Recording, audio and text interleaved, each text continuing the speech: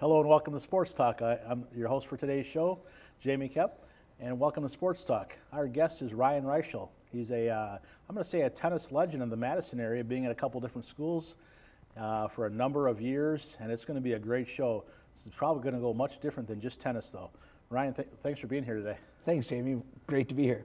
How about a little personal background about yourself that you care to share with the viewers? Sure. I'm married with 4 boys. My oldest is a sophomore in college, and then I have an 8th grader, a 5th grader, and a 1st grader. I've been a teacher and coach since 1997. I teach elementary Phi-Ed and Phi-Ed for kids with disabilities in the Madison Metropolitan School District. I've coached all gamuts of high school athletics, started with girls soccer, coached JV baseball, and then got into tennis, and I've been coaching tennis since 2000 for the boys and the girls. A lot of years in Stoughton for about 17 years, something like that. And then the last 5 years, I've been the girls coach at Madison West and the boys coach at Prairie High School. I also referee a lot of hockey. I've refereed Division I college hockey, Division III college hockey, and still do a lot of high school and minor pro stuff. And with hockey, I help out the WIA a lot. I'm on a bunch of their committees. Same thing with tennis, but I'm on the National Federation, the NFHS Ice Hockey Rules Committee. I'm the lone official in the country on that committee, and the other committee members are, administrators, athletic directors, superintendents, and this is my first year in a 5-year appointment for that. Oh, that's pretty exciting by itself. Yeah, it is. You think about those, it's so logical to have more. You don't want to be a token or just one person, but it's so logical to have people that are on the ground level interacting on a daily basis, say the officiating piece, to have them involved for potential rule changes or what's real and what's practical, not just what looks good in theory. Right, exactly. What are we going to be able to actually utilize or facilitate on the ice versus what maybe just a coach wants or what makes sense because it's the hot button issue at the time, but something like you said that's practical to make the game better. Was sports always a big part of your life growing up? It was. I'm 48 years old, and when I grew up, I loved hockey. I started that when I was like 7, but whatever sport season we were in, that was my favorite sport at the time. That's exactly what should happen. Where'd you grow up? I grew up in West Bend. Okay. And started by just playing everything like catcher in baseball, played hockey, and played football, and then transitioned to soccer later in my high school career after a couple of years playing football, but pretty much everything, not much of, I would play intramural basketball, but that was during the hockey season. Okay. My parents wouldn't let us play 2 sports in the same season. Right. So, and then, got into tennis when I was like in middle school, and I was, all my sports were, I was the kid who, I was athletic, but I did well because I worked harder than anyone else. And like tennis, my coach would say that, I would dive, because I'm a hockey guy at heart, I dive on the tennis court and roll, and he called me, called it the Reischel roll, and even coaching my high school boys this year, we were going up to the state tournament. It was up in Eau Claire this year for the first time ever because COVID-related issues in Madison, and the Nielsen wasn't available. But the day we were going up to Eau Claire, we had a practice in Prairie in the morning, and I dove for a ball and broke 4 ribs. Oh my goodness. And it was a long summer with 4 broken ribs, but I was coaching up in Eau Claire, and I couldn't sleep. It was a rough, I went to the emergency room. My wife actually picked me up from the tennis courts, and I couldn't get in the car. I was crying like a baby. I couldn't get in. And I'm laughing with you. Yeah, no. The one good thing it taught me is that, I'm not 16 anymore. So diving on the tennis courts is probably an ixnay on the hombre. Yeah, there's no question. Yeah. So are you surprised at all, or I shouldn't say surprised, how did tennis stick as one of the things, as one of the sports through the years, or is that just kind of what happened as an adult as well, continuing on from your younger years? No, I think tennis stuck because, like in the spring, baseball was summer, and it stuck because it's that individual aspect where you get to see the game that you put in, and it's a sport too where you don't have to be the best if you work hard and get to every ball. And I wasn't a country club kid. We didn't have money. My dad was an electrician. My mom was a stay-at-home mom. So it was things where I could invest my own time and go play with my kids at the local, or my friends at the local park, and bike 5 miles into town and go play for a couple hours and bike home. And so I kind of like that. Most everything growing up was team aspect, and this was the one individual sport aspect that was just kind of neat and novel to me. You give the example of tennis. I think about my friends in Milwaukee where I grew up. We would play golf, and we'd play the first hole, and whoever had the worst, we'd play at like 5 in the morning before anyone would be there, the greenskeeper, so we didn't have to pay. Yeah. I was the youngest of 4 kids, and my father was a fireman in Milwaukee. Okay. And he raised us. He raised me from 7 years old on, and so we didn't have any money either. And so we'd go there, and whoever got the worst score on the first hole would have to run down. It was pretty dark and put the putter in, because the flag sticks weren't in that early in the morning. And so you wanted to win the hole, so you weren't the one running. It's only a little par 3, 100 yards, 125 yards, 150. Yeah. But just the principle of it, you didn't want to be the guy to run down, throw your putter in there, then run back and hit. You wanted to win the hole. Yeah, exactly. So we'd come around the 9th hole, and sometimes the greens, the guy would be there. Just getting there, and he'd look at us, and sometimes he'd be, if there was a boss there or something, we'd leave. Otherwise, he'd look, go ahead. That's play another cool. 9 holes. Yeah, that's awesome. It was a different time, though. Yeah. We weren't causing trouble, and there wasn't any vandalism, and you're probably still repairing the green at, as a kid at 5:30 in the morning, just because it was the right thing to do. Right. We didn't really know. We all played golf with a baseball swing. We had no idea. We probably didn't interlock our hands or anything back then.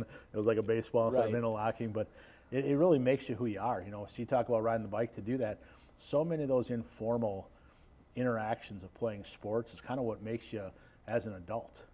Definitely, and I think what we struggle with, I think, in our society and now is that all the parents think they need to facilitate everything for the kids. Like, I would get on the phone and or ride in the bus home after school, and I would just say, hey, we're going to meet over at this park, and we're going to play tag football or tackle football or baseball and right field. We were all pull hitters back then because right field was an out because you had nobody to play right and field. I bat lefty. I was the youngest kid. I still had to hit the left field because right field was well, still that's out. perfect. Yeah. You were ahead of us by light years when my high school coach tried to teach me how to hit the opposite way. Yeah, it wasn't going to happen. Yeah, right. And you think about like the sports piece, and people obviously get stuck on the winning aspect, and we're all competitive, whether we're in the coaching world or competing world, whatever the case is. But as you get older, the life lessons that if you could pin those down as the advantages of participating in sports, if people understood that complain about all the other junk, it's so multifaceted. It would be such a simple process. Well, right. It's sad that you almost have to qualify that you're a coach, but you just use your sport as your genre or your palette to teach kids about communication, about dedication, teamwork, about empathy, about results based, like what you put into something, like I was kind of alluding to before. The effort you put in is going to correlate with the results you get out. And sure, everybody likes to win, and it's more fun when you win. But my job is, I think, as a coach, is to get kids, student athletes, to become employable adults and to become better humans, and just how they interact with others, how they have empathy and compassion, like all the sorts of those things are, when we're trying to defend why we still have high school athletics, it's sad that we have to go there, but that's why people succeed, because when they play in sports from an early age, they learn that those aspects of what life is all about. It sure is, and I think that's a good mention. You mentioned it's the platform that we have, and we just have to utilize for whatever sport or whatever role we're in at the same time. Right.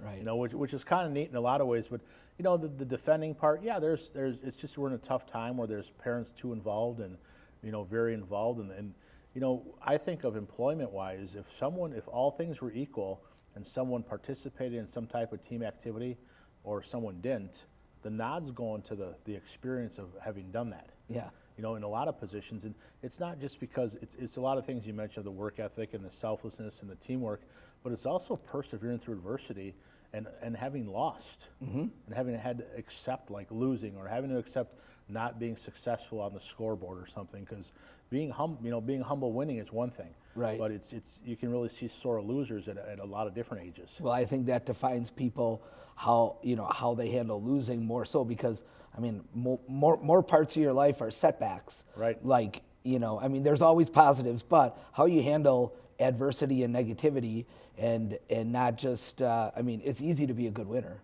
Oh, it sure is. Did you always know you were going to be a teacher? I did. My mom was a nurturing soul, and she's still alive. But I mean, she was the one who, I actually have a sister who's a third grade teacher over in West Bend still, and her husband's a teacher. I have a younger sister; she's an art teacher up in Appleton, and then I'm a teacher. And I have an older brother, and he's a sports writer. He covers the Packers. Okay. And so, 3 of the 4 of us are teachers, and my wife's a teacher. But yeah, I knew I wanted to, I mean, I was also an athletic trainer. I did some graduate work down at LSU in Baton Rouge. I was a trainer with their baseball team back in 96, 97. Oh, they were good then. Yeah, we won the World Series that were year. good. Yeah. Yeah, we had that was a pretty cool experience. But even when I was down in Baton Rouge, I knew I wanted to be a teacher even before I went down there, and I went to school at UW Madison, and studied kinesiology, and I had my teaching, my adapted Phy Ed, and then also athletic training was an area of concentration, and I was kind of maybe coerced into doing the athletic training because I could go down there and be a graduate assistant athletic trainer and get my grad school paid for, but it would have been a 2-year thing, and I mean, my heartstrings were telling me, you know what's right for you. And after doing it for a year, I came back and got hired around the Madison area, and I taught a couple years in Wanakee before I was middle school and elementary, and I love elementary because the kids are just awesome. And so anyhow, that's when I transitioned to Stoughton, and that was in '99 that I started teaching in Stoughton. Boy, that's an ironic story. I have a group of guys we used to coach in Hawaii together in the summers, and there's one guy that lives in Auburn, Alabama. And for every other year, there's a group of guys that would go down to the Auburn when they hosted LSU. So we have a friend with LSU. We've met a number of people now, and now we get together, and we'll get together the next summer. My first year going down was Cam Newton's year. Okay. So there's 300,000 people that were tailgating. There's 90,000 people getting the game. We're in, I would say, trailers. And if we were on the younger side, maybe we didn't go to bed quite so early. We had the not so nice trailer, so I don't even know if there was running water. You maybe brush your teeth outside the sink part of the porta potty or something. So you're living a little different, but we'd go to the game, and I had no idea that when you see that, we'll say that little bird flies around and ends up at the 50-yard line, and the whole thing was just so cool across the board. But, I listened to you say that, how about, you talk about going back to the teaching part. Did you always hope that you'd be involved in sports somehow as an adult? Yeah, I mean, like, especially being a Phy Ed teacher, obviously most things, I think I'm pretty good at teaching skill-based, to help get the most within like we were talking about, our platform. But, I think I wanted to be involved in athletics because literally, 24/7 I was involved in a sport growing up. Right. And, I had some good coaches, I had some bad coaches. You learn to take away the good even from the bad coaches, and you learn to just pick out the things you want and sort of mesh it into your own philosophies. But yeah, I've been approached a lot of times to become an athletic director, to become a principal, and I always say I'm a coach. I'm a teacher. I think I make the most difference at the grassroots level, at the ground level, and if I would be transition into a different profession, I wouldn't be able to affect hundreds of kids every year. That's a really good point. Once again, Ryan Reichel's our guest here. I can't just talk about tennis with him. It's going to be hockey and probably every other sport imaginable. When you talk about like the different sports, what's cool about it is it allows you to be good in some things, maybe be a role player in something else, and some people might be a star in one of them. But boy, it sure teaches a lot of life lessons that way. And as you talked about that with in your current role, that's how I feel as I progress through my career. as I'm through coaching now, each job I can be so selective to make sure it's going to be impactful. So I'm not going to be layered up with people where you're delegating, you lose different things. I like that front line. I like to do it, and I don't have to be the center of attention or anything like that. Organize things, get the heck out of the way, but be prepared and be involved is a fun thing to do. It is. You're right there, like you said, front line. You're in the action, and that's why I really like refereeing so much, because I loved hockey growing up, and I got to work, like I said, Division I college, and I've worked a lot of high school state championships for the WIA, and it doesn't matter if you're playing in the championship game or if it's, Beaver Dam playing Waupun on a Tuesday night with 50 people in the stands. Like, you're right there in the action, and to those kids, that's the most important thing that night. Oh, it sure is. And if you don't go about it and approach it that way, like that you need to be your best and, be involved. It's pretty cool when you're, almost 50 years old and you get to hang out with 16-year-old kids, and be part of a great atmosphere, or even, not a great atmosphere, but just be involved on something that's that meaningful to them. I think that's a pretty cool thing. So I agree with you. It's an easy question for me to ask, but and understand the answer. How much of a shortage are there for officials? And we can start specifically with hockey. Well, in the Madison area, normally we have over 90 officials in a hockey season doing WIAA games. This year we were at like 57. Okay. So we're 35% down, and that's across the board everywhere. Normally I like to work 1 weeknight and then maybe a weekend and do like 2 games a week, because like I said, I have 4 boys and a wife, and I like to have but this year I'm reffing easily 4 to 5 nights a week, Tuesday, Thursday, Friday, Saturday, and then, now schools are even throwing in Monday and Wednesday stuff because they can't get busing or they can't get officials. So yeah, I'm working a lot, and some people say, like, why do you work that much? And my wife says, do what you need to do, but don't burn yourself out, because then you're no fun around home. Yep. But like I said, like, being in there with the kids, if I don't do it, who's going to? If not me, who then? And it would be great if we could, recruit more officials. And I know in the Madison area we actively do. And I'm involved with the WIA on their officials advisory committee. And, that's one of our big topics. But, it's a different generation.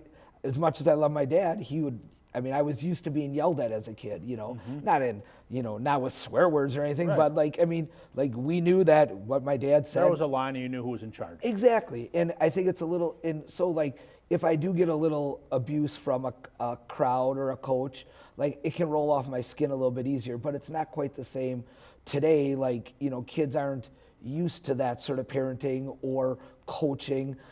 So they don't want to put themselves out there to maybe take a little bit of heat. And I'm not saying that's wrong. It just is what it is. So I think recruiting officials is a little tougher because, they know that they're out there on the line and they might catch a little slack.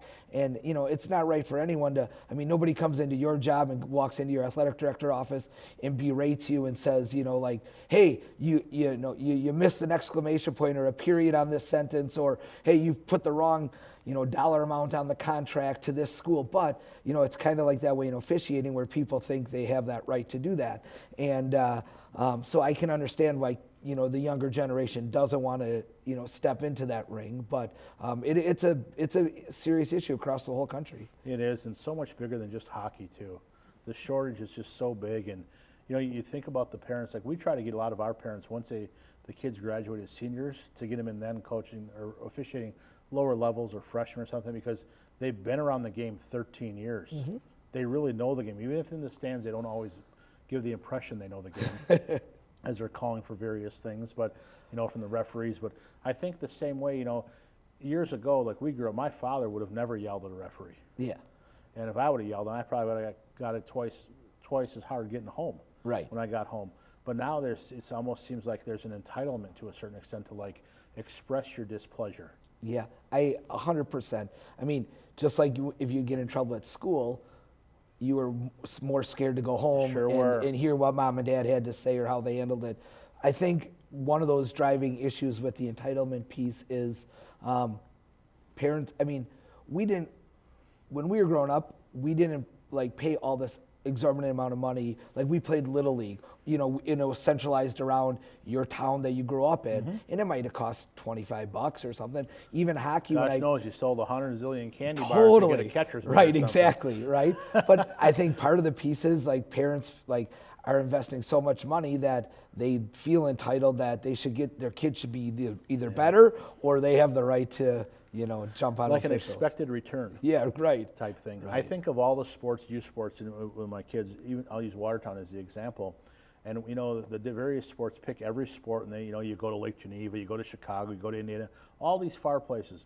The one person that figured it out, she's a really unique woman named Joan Meidel, and she was a middle school teacher, and she did the USTA tennis in the summer. Okay. So I'd say the kids were probably like, I don't know the age, 8 to 15 or 8 to 18 or whatever age. So they would practice on a Tuesday, and it was 6 weeks in the summer. And they would play once at Beaver Dam, once at Oconomowoc, once at Fort Atkinson, and each of them would come to Watertown once. And it was the only youth sport that had it figured out that you don't have to go more than 20 miles. Right, right. And you can just play. And it was wonderful because it's a Wednesday afternoon, probably like 4 o'clock or something. So you really couldn't do a lot. Every other week you'd be at home or you'd figure out transportation or something. Right. But she had a lot of uniqueness to her, but a passion about tennis. But she was the one person that kind of figured out the youth sport and found something that works and made sense and was reasonable. Yeah, yeah. I mean, like you said, I mean, my fifth grader's going up to a tournament, and it's only in Beaver Dam, so that's 30 minutes away. But I mean, and that's for basketball this weekend. But even for baseball, he's on a traveling team, and we're going up to Minocqua and Hayward, and I'm scratching my head going, I guarantee you, Oregon or Marshall or Columbus, yeah. their teams are just as good, and I don't care if you play that same team 5 times in a summer, you're still going to get better with your skills. So yeah. I agree. I can't agree more. And you look at all the sports and the financial things that the parents put in play, and with the expectancy or the hope of a scholarship type thing. Yeah. Versus just learning the life lessons and competing and. Sure, you're participating. You don't need these participation medals, but learning how to compete and learning to deal with whatever the result is. Right, right. You were talking before about what everything sports teaches you, and I think the coolest thing, like coaching when I coached in Stoughton and got to coach against Jenna, there was a girl who, your daughter Jenna, like awesome basketball player, tennis player who probably didn't go to all the tennis clubs, but never a one. Never won. So you think about a tennis coach, and then you think about a hockey, either a coach or an official. They don't seem to jive one along with the other. How do you make it work? Well, just like playing any other sports, like you focus on the one you're at that time, and even though for a lot of sports there's no off seasons anymore, but I make it work. I mean, they're different, different ends of the spectrum, being team sports versus being individual. But, you just kind of find your niche and, you just kind of roll with the punches, I guess. At this point of your career, what's kept you in the elementary school as a Phi Ed teacher versus the middle or a high school at a school where you might be coaching? Great question. I get it would probably be easier if I was at the high school, coaching high school. But I just love the elementary kids because, it's so easy to make them happy and help see the gains or help them feel like they're making gains. I mean, the easiest strategy with elementary kids are like, I love your pair of shoes, or, hey, is that a new sweatshirt? And, or you talk to them about, a sport that they play, or they're wearing a Buck shirt, and you talk about the Bucks game. Like right. they wanna please people, and they're so pliable. They want to do what you ask them to do, and it's just really easy to make kids happy. And I've always loved even when I was in college, I helped coach the younger age levels in hockey. So I don't know. I just think the elementary kids you don't catch any grief from middle school kids who, like, when their bodies are maturing, their brains shut down, or high school kids who are maybe apathetic to certain things you want to teach. Elementary kids, they everything's their favorite thing. There is. As we wrap the show up here, talk a little bit about, you have the final words here about the importance of sports as in terms of the development and the role it plays, as well as the overall purity of high school sports? You know, when you say the purity of high school sports, I think the coolest thing is when I was in school at Madison, and Madison at UW was invaded every end of February, all of March for all the state tournaments. And you would see every school jacket from, you know, Cumberland, Rice Lake, to Green Bay, to Monroe, Milwaukee, all areas of the state. And I think that like just shows you like how much high school sports means to communities. And you know, we talked about how much sports means life lesson wise, but I think it's entrenched in our society of, you know, people being the hometown kid and playing for their community and playing for the pride of their town. And I think like people like you and me just have to keep, you know, helping that blossom, because, you know, there's a lot of competition now from clubs and traveling this and traveling that I think as an educator, I can help, you know, with the grassroots effort of making, you know, helping kids and mentor them to understand the importance of how you're just going to be playing not just for yourself, but your community, and how it's going to help them become better people in the long run. I couldn't agree more. Once again, our guest is Ryan Reischel, and this concludes another edition of Sports Talk. Until next time, keep talking sports. Ryan, thanks for being here. You bet. Thanks for having me.